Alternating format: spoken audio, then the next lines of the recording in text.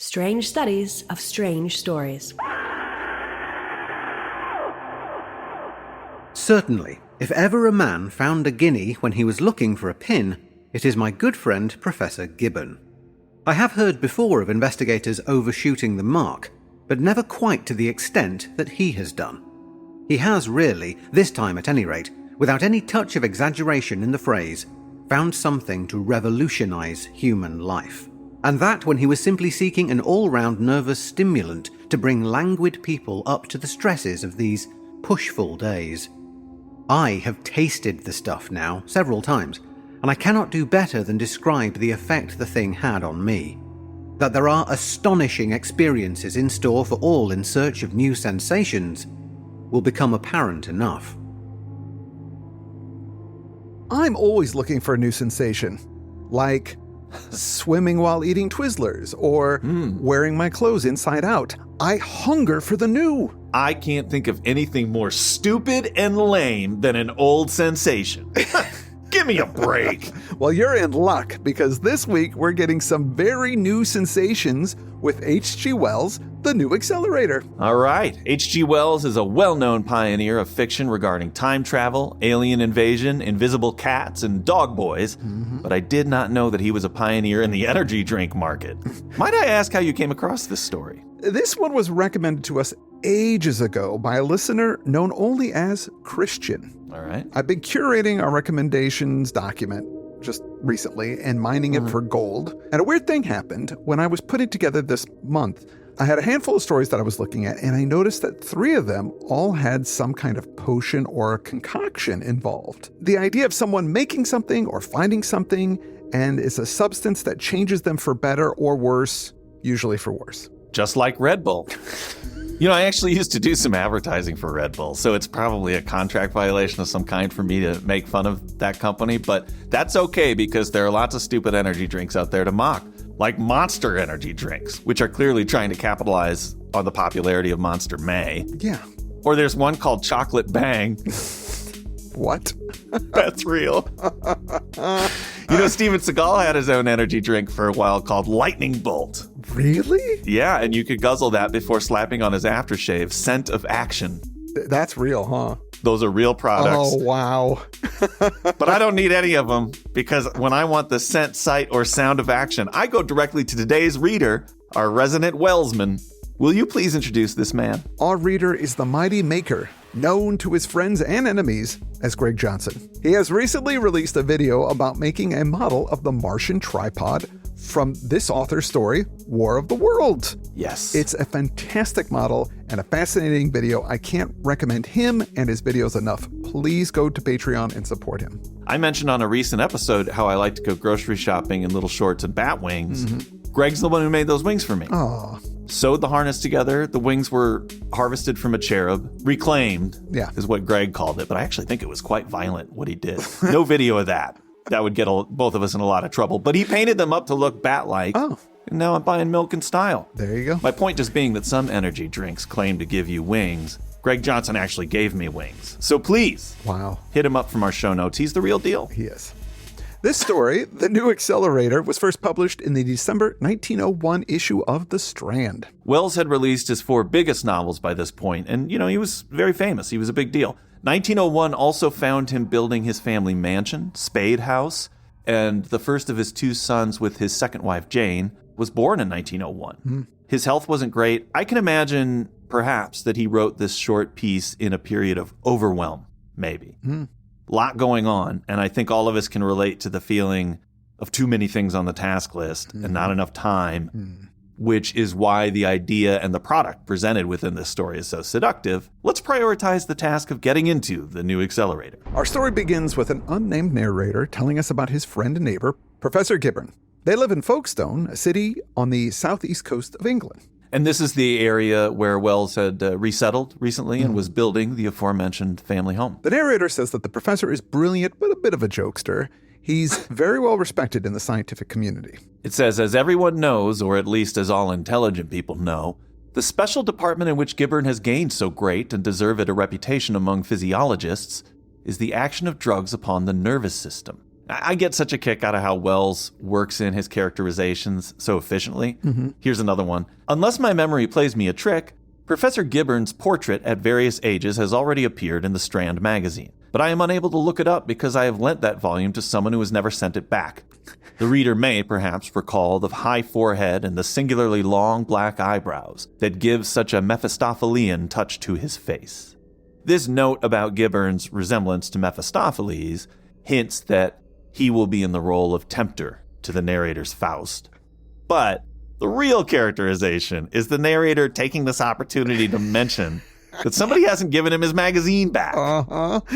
It's like such an unnecessary detail, but it tells you a lot about his personality. That and the earlier comment, at least as all intelligent people know. But this Professor Gibbon, who he smokes and drinks with here and there, has created all sorts of sedatives, done a lot of breakthrough work with anesthesia, and most recently has been working at creating stimulants, or invigorators, as he calls them. Medical science has to thank him for at least 3 distinct and absolutely safe invigorators of unrivaled value to practicing men. In cases of exhaustion, the preparation known as Gibbon's bee syrup has, I suppose, saved more lives already than any lifeboat round the coast. The professor is working on a new all-purpose stimulant to help people find the pep that they need to get through the day. But he actually makes a crazy breakthrough. He calls it the new Accelerator, designed to make someone not only move, but think 2-3 times the speed of a normal person. So to the person on the drug, everyone else would be moving 2 or 3 times slower than they are. Think of how rad that would be for an MMA fighter. Here again, we see that Wells has teased out some characterization because, well, you are an excellent podcaster. You've accidentally revealed that you want to be an MMA fighter. How did he do it? Hey, listen, it's never too late. I didn't know this. Oh, wow. Go for it, man. You're old enough that I think you can skip all the basics. Just go out and get in the ring. Yeah. Yeah. Of course, the professor doesn't think about violence first. He points out that the drug could be used to make people more productive or give people more time in life or death situations, like a doctor in surgery or some kind of medical emergency. However, there is a drawback. People who use the drug will age slightly faster, but he feels that the benefits would outweigh the costs. Of course, just like everyone else, he does go there, and he thinks it would be really handy in a duel. Yeah, he ties that in eventually. Wells makes me so mad, though, because I see that he's not only coming up with some Flash stuff here, the Flash. Absolutely. But he's also tackling one of my favorite concepts, which is stopping time, or vastly slowing it so that it seems stopped. Yeah. So that you can affect the environment or just get stuff done. Like a lot of people, I saw this concept first executed on The Twilight Zone.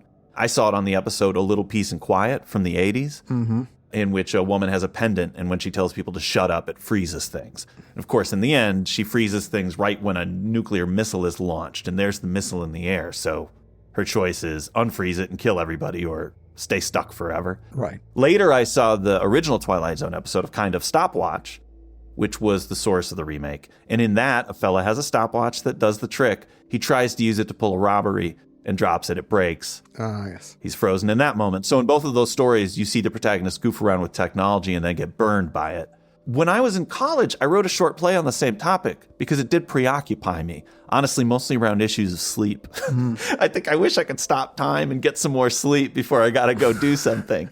But the cost in my play was aging. One would get addicted to using this device and use it a lot, but every time they freeze time, they continue to age. So the character gets old fast from abusing it, and this ruins relationships, etc.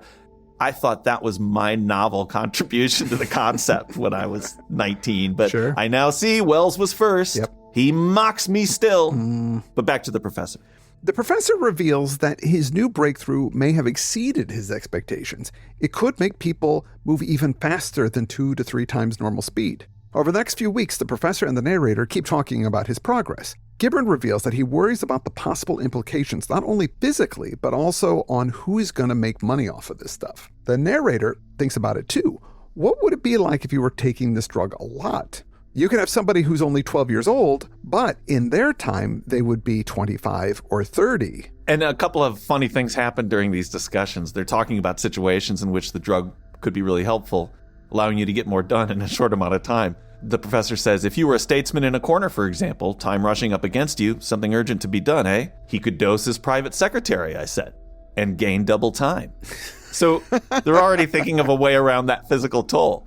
Give it to somebody who works for you. Oh, man. And also that bit where they're talking about who would make money on it. I thought it was very realistic the way it was presented. Yeah. It's a good thing, said Gibbern, a tremendous thing. I know I'm giving the world something, and I think it only reasonable we should expect the world to pay. The dignity of science is all very well, but I think somehow I must have the monopoly on the stuff for, say, 10 years.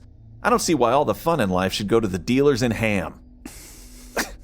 I thought that's so true. Those ham dealers, so arrogant. Think you're having fun, and then here comes a guy with a wallet full of ham, and he has more fun than you. Actually, I wish this story only contained a drive-by on ham dealers, because there is a really weird bit of racism in here when he's talking about the aging effects. It says, suppose a man repeatedly dosed with such a preparation. He would live an active and record life indeed. And as you say, he'd be an adult at 11, middle-aged at 25, 30 well on the road to senile decay. It seemed to me that so far Gibbern was only going to do for anyone who took his drug exactly what nature has done for the Jews and Orientals, who are men in their teens and aged by 50 and quicker in thought and act than we are all the time. I was like, that is the weirdest comment. Yeah. You're saying that they get older faster, which frankly I've not observed. No. But it's also like a weird compliment. They're always faster in thought and act than we are? Yeah. Or is that because he feels threatened by them? That was just the strangest drive-by. I don't get it. Let's move on. Okay. Finally, on August 10th, the professor nails it. He runs over to the narrator's house, and he's all jazzed and flushed. Turns out it's way more powerful than he ever imagined. It goes 1,000, many thousand times faster. To think about this, 1,000 times faster is like 16 minutes going by in 1 second. Wow. The professor drags the narrator up to the house, and he's super hyper. And the narrator thinks, oh, he's taken the drug. But the professor explains he hasn't, and that maybe he's gotten traces from cleaning out the equipment. He did take it the night before, but those effects are long gone.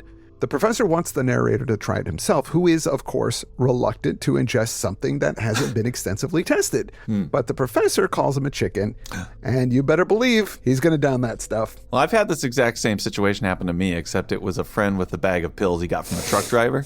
The claims were virtually identical, though. The professor warns the narrator to keep his eyes closed at first and stay still. Your body will be moving at such high speeds that you could injure yourself. The professor makes 2 doses, and they both down the potions. He also tells the narrator not to put the glass down after they drink, I guess because it works really fast. Yeah, he doesn't want to just smash it on the table. After he drinks, the narrator feels like he's going under anesthetic.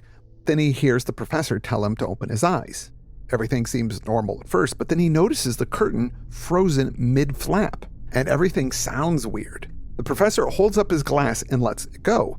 It just floats there, falling so slowly that it's barely perceivable. The professor takes the glass out of the air and places it on the table. Not just their bodies, but their minds and perceptions are all accelerated. It's so cool, and something that is so mind-blowing to read about, particularly when you're young and start to think about these kinds of concepts. Does the hummingbird have this perception of time? Do things move slower for a bee? The professor doesn't know how long it will last, but he warns him when it stops quickly. One issue that I was having a hard time suspending disbelief on, there are many. The human physiology aspect. I mean, if there was some sci-fi device that surrounds you with a temporal force field or something, it's almost easier for me to accept. Yeah. But I was just waiting for these guys to have immediate heart attacks because I don't think the body's equipment is made to be sped up like that. I feel like if their blood was pumping that fast, it would just shoot out everywhere. Yes. Which would look awesome, but probably not feel very good. Maybe the drug has some magic in it. Maybe he spilled some magic in it accidentally. That might be it. Yeah, there is a lot of things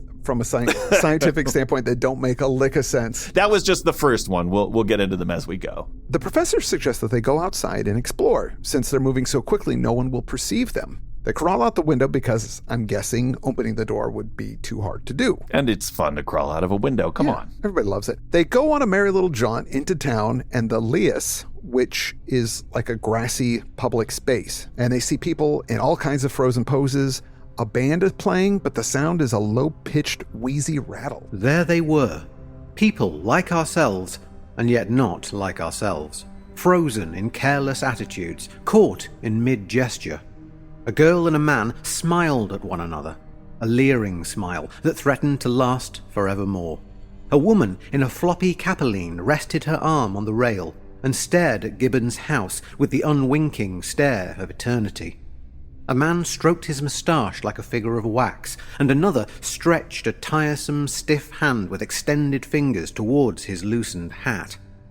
We stared at them, we laughed at them, we made faces at them, and then a sort of disgust of them came upon us, and we turned away and walked round in front of the cyclist towards the Lees.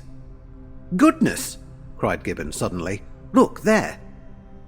He pointed, and there, at the tip of his finger and sliding down the air with wings flapping slowly and at the speed of an exceptionally languid snail, was a bee. Man, so these guys are going even faster than a bee. Mm-hmm. As they look at all the people and things seemingly frozen in time, Professor Gibbon sees his arch nemesis, a little yappy dog. The dog belongs to his neighbor. I hate little yappy dogs. They drive me up the walls. Sure. Oh. Yes. This dog belongs to his neighbor, an old woman, an infernal old woman, he says, who doesn't seem to know how to control her animal. The narrator can see his ire, but before he can say anything, the professor snatches up the dog and runs to the seaside cliff. This was not a turn I expected at all. Me, no, neither did I. The dog doesn't move. It's like it's made of wood. The narrator yells for the professor to put it down, but he also shouts that if he keeps running, he'll catch fire. The professor stops and can see that his trousers are brown on the thighs, burned. The friction in the air is burning them if they move too quickly. Now, this got me wondering about all the sci-fi elements of this story. This was, for me, the one that really was like, wait a minute. Well, you're just accepting that everything's working the way it works, and then once they introduce this impediment, you're like, well, if that's true, yes, right? If that's the case, then moving that fast in air would feel like moving through mud. They wouldn't be able to move that fast at all. Like, just swing your arm really fast. You can feel the air slowing your hand down. Ow! Now, just imagine if you were moving 2,000 times normal speed. Yes. The air would be more solid than mud. And if you could move that fast, I think any normal movement would create friction, and not just noticing it when you're running, like any movement at all. Of course, you gotta just take it all in. Yeah. This is a story, and it's playing with an idea. But I feel like it's not as well thought out as most of his other stories. Possibly not. Although when we were talking about invisibility, we were running into all kinds of questions like this as well. It's his extraordinary assumption is that this would work. Yeah. Because wouldn't the air also be burning your lungs if you were moving that fast? Oh, so yeah. Breathing would be doing the same thing. Wells is asking us to suspend a lot of disbelief in the service of abusing an animal. Back to the professor with the dog, who is still standing there, getting ready to throw it. Will he? Is he really going to throw a little yappy dog? You bet your ass he is, and he does! Then with a tremendous sweep of the arm, he hurled the dog away from him, and it went spinning upward, still inanimate, and hung at last over the grouped parasols of a knot of chattering people. But right after he does that, they both can perceive slow movement. The formula is wearing off, so they've got to get the hell out of there. But if they try to run, they might burst into flames. While they try and figure out what to do, time slaps back to normal speed almost immediately. They feel a bit dizzy and then experience slight nausea, but they're feeling fine in a few seconds. And the little dog, which had seemed to hang for a moment when the force of Gibbon's arm was expended, fell with a swift acceleration clean through a lady's parasol. So it turned into a wacky happenstance instead of a horrific explosive murder. Whew. Well, the parasol, I guess, cushioned the blow for the dog because the dog survived. But nobody seemed to notice them just popping in except for an old man. Right. He was like, what, huh? Where'd they just popped in. But most people didn't see it. Yeah, probably because this dog came flying out of nowhere, barking like crazy. That provided lots of cover for them. And we know that Wells was an animal rights activist. Yeah. I hate to say it, but he may have just been riffing on the phrase, "It's raining cats and dogs." Oh, no. Because a dog just hit the parasol, maybe? Yeah, I don't know. yeah. And it's a very old phrase that dates back to like the 1600s. So Yeah. People got up and trod on other people. Chairs were overturned. The Leah's policeman ran. How the matter settled itself, I do not know. We were much too anxious to disentangle ourselves from the affair and get out of range of the eye of the old gentleman in the bath chair to make minute inquiries. I love that this is happening. They stopped time and threw a dog at some people. That's it. That's the whole thing. I can certainly say that this story defied my expectations. As soon as they've recovered, the narrator and the professor go back to his place. The narrator laments not actually taking notes and objectively observing this supernatural event because he is a scientist, so he should be really... Yeah, he should be studying what's happening instead of just having a laugh. Yeah, exactly. But they just ran around like idiots and threw a dog, which is, That's the scientific method from 1901, actually. Whatever it is, consume it, run around, throw a dog. How did it work? The narrator thinks that they lived a half an hour in the span of 2 bars of the musician's song, but it worked. This new accelerator is a success. Over the next few days, the professor fine-tunes the formula. The narrator has continued to be a guinea pig, but has had no bad side effects. In fact, the story that we're reading was written in the span of 5 minutes of real time. A writer using stimulants? Now you've gone too far, Wells. The professor is also working on a retarder, a counter to the potency of the formula. But also, it can slow someone's perceptions, so it will seem to the user that everything speeds up around them. And this will allow people to get through hard times in the blink of an eye, and I could see this being great for long plane rides. Perhaps I am a little optimistic about the retarder, which has indeed still to be discovered. But about the accelerator, there is no possible sort of doubt whatever. Its appearance upon the market in a convenient, controllable, and assimilable form is a matter of the next few months. It will be obtainable of all chemists and druggists, in small green bottles at a high, but considering its extraordinary qualities, by no means excessive price. Gibbon's Nervous Accelerator, it will be called, and he hopes to be able to supply it in 3 strengths, 1 in 200, 1 in 900, and 1 in 2000, distinguished by yellow, pink, and white labels respectively. No doubt its use renders a great number of very extraordinary things possible. For of course, the most remarkable and possibly even criminal proceedings may be effected with impunity by thus dodging, as it were, into the interstices of time. Like all potent preparations, it will be liable to abuse. We have, however, discussed this aspect of the question very thoroughly, and we have decided that this is purely a matter of medical jurisprudence and altogether outside our province. We shall manufacture and sell the accelerator, and as for the consequences, we shall see. That's the end. That's the end. And maybe the most realistic part of the story. Listen, we've discussed the ethics on this and decided not to care. Let the market sort it out. If people want to buy it after we've marketed it to them and made all kinds of claims, then hey, that's their business and their responsibility. Yeah. I'm not to be a downer, but this is almost a predictor of the opioid crisis. Wow. And many other instances in which medical products were pitched to the public and then they found some downsides that weren't advertised. I think that even might be the point of the story, which is maybe why it doesn't seem fully developed. It doesn't, yeah. It feels like the beginning of a story. And I feel like if it got fleshed out, we would end up, maybe it would be too much like The Invisible Man or something. Sure. There is so much potential for evil deeds by someone who moves faster than can be perceived. Absolutely. And that's sort of referenced at the end. Yeah. But it's just a suggestion. But they're not gonna deal with it. So they're just like, whatever, that's somebody else's problem. We came up with this. Right. This is gonna be awesome. The author feels that way too. Yeah. I can imagine a criminal scenario, but that you guys figure it out. Usually good stories, in my opinion, there should be some kind of conflict or problem, and this story doesn't really have one. Maybe just as a magazine piece, it's enough. Because what's so great about this is that it's a discussion provoker. Oh, yeah. And even a useful teaching tool, I think, because in a discussion of this, you've got to get into some concepts about perception of time, not just time. You know, we talk about saving time a lot and doing things fast in order to save time. But you can't save time. Time just passes. And what are you doing with the time that you've saved? I see a lot of people rushing so that they can watch another hour of television. You know, was that worth it? Yeah. And I think that the fact that a boring class can seem like it lasts 8 hours and an exciting date seems like it lasts a second. A lot of these things are interesting concepts that are worth discussing, and this story is a good way into that. And then, of course, what would you do? Oh, yeah. What would be your criminal plans, or what would you what condition would you try to satisfy that you can't get to right now? Like I said, in my youth, it was sleep.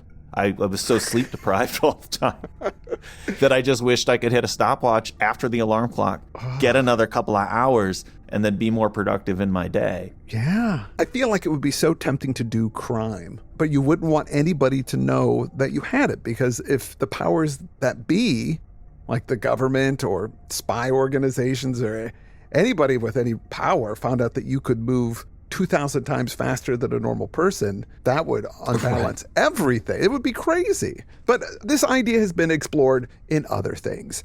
There was a great episode of the original Star Trek series called Wink of an Eye. And in that episode, there was this substance that was put into the water of these alien species. And, they're human. They just look like human. But it totally ripped off the story. They kept hearing like a buzzing sound. And then they figured out that the buzzing sound was people talking and moving around them, but they were moving so quickly that they couldn't perceive them. Kirk drinks some of it, and then he can see the aliens and everybody else is frozen.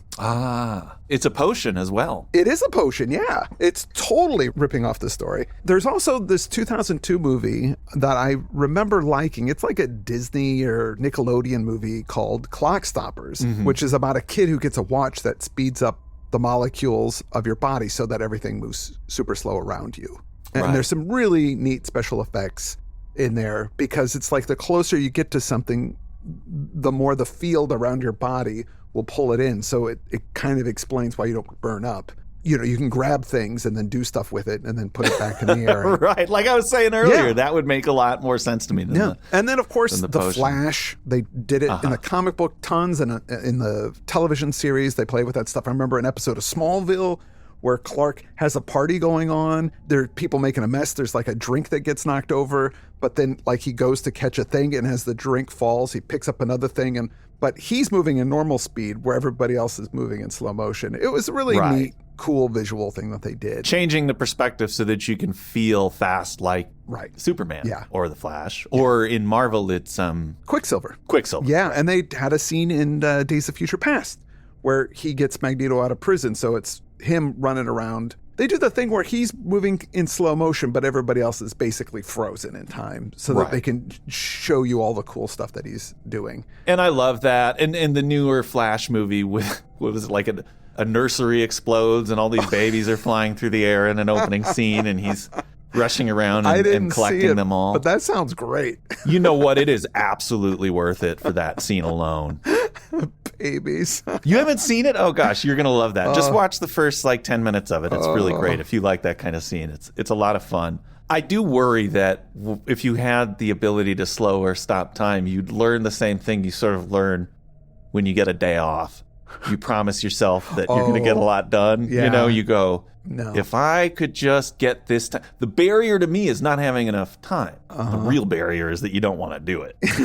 So you get the time off, and then that week you're going to clean the house or whatever happens, and you're like, wait a minute, I watched The Flash 3 times. Did I clean anything? No, you just procrastinate more. That's all. So I think you'd get the stopwatch, you'd stop time, and you'd procrastinate. You'd be 60 by the time you were 25, and you'd go, where did all the time go? I gave myself all that extra time. I still didn't use it well. No. That would be my fear. That's exactly what would happen. But we don't get that in the story. That's what's kind of a bit of a downer about this, is that they really basically goof around for a few seconds and throw a dog, and then that's it, and then talk about the implications of how it's going to cause problems for society, and then they just don't care. So it felt like a missed opportunity. There could have been a lot of neat stuff. I think that Wells at the time was under a lot of pressure from a lot of different directions, and this is how it came out. I think absolutely that's what was going on. Yeah. We did talk about potions here and there when we did Dr. Jekyll and Mr. Hyde. Yeah, oh yeah, that's right. And how I loved potions when I was a little kid. I'd pretend that I was mixing up potions, just pouring water from one glass into another glass back and forth, pretending to be in the lab. So I'm really looking forward to more potions this month and some more bee-adjacent material, which you're promising. That's coming up next. We're doing like a Roald Dahl story, right? Yes, it's called Royal Jelly, and it's another one recommended by some listeners. It goes really in-depth on bees. So there's a lot of bee talk in there. I'm excited. It's a whole lot of bees. We're also going to do a story that you uncovered called Whatever Happened to Corporal Cuckoo by Gerald Kirsch. Yes. And this is also a potion based story? It's a potion concoction thing, but yes, it's something that makes this guy immortal. It kind of goes into that idea about immortality being a curse or a blessing, or maybe it doesn't really make you that great of a person. It's not really that much of an advantage if you think about it. It's one of those things. Well, stay tuned for those, folks. It's going to be a really fun month. And then, of course, in July, we're going to get into fantasy stuff with Thulai.